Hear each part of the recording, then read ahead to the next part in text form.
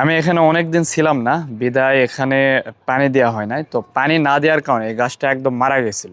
দেখেন প্রত্যেকটা পেয়ারা মারা গেছে, এগুলো পেয়ারাগুলো নাই, অনেকগুলো পড়ে গেছে একদম শুকে এগুলো। তো গাছটাও মারা গেছিল, আবার মোটামুটি পানি দিয়ে অনেকটা সুন্দর হয়েছে। তো যেহেতু পেয়ারাগুলো মারা গেছে, এগুলোকে আবার সুন্দর করে যদি আমরা প্রুনিংটা করে দিতে পারি, তো সামনেতে আবার অনেক সুন্দর ফলন আসবে। আর পেয়ারা গাছ অল টাইম প্রুনিং করে দেওয়ার চেষ্টা করবেন, এতে করে হয় কি আপনার প্রচুর ফুল আসবে আর আপনার হচ্ছে পেয়ারাটাও বেশি ধরে। আপনার প্রয়োজনীয় ছাদ বাগানের পণ্য অথবা নদী ও পুকুরের পাড় ভাঙন রোধে geo textile geo bag order করতে আমাদের ওয়েবসাইট ভিজিট করুন। তো আমি এর আগে অনেক ভিডিও দিয়েছিলাম, আসলে পেয়ারা গাছে প্রচুর প্রুনিং করতে হয়। যেনারা চাষাবাদ করে আমিও দেখছি তারা প্রচুর প্রুনিং করে, বিশেষ করে ফুল আসার এক ডগা পরে যখন দুইটা ফেনা ছাড়ে তখনই তারা আবার প্রুনিং করে দেয়। এটা প্রুনিং করলে হয় কি আপনার প্রচুর পরিমাণে আবার ফুল চলে আসবে আর ঝোপালো গাছটা হবে। ছাদ বাগানের চেষ্টা করবেন এরকম ঝোপালো গাছ রাখার জন্য।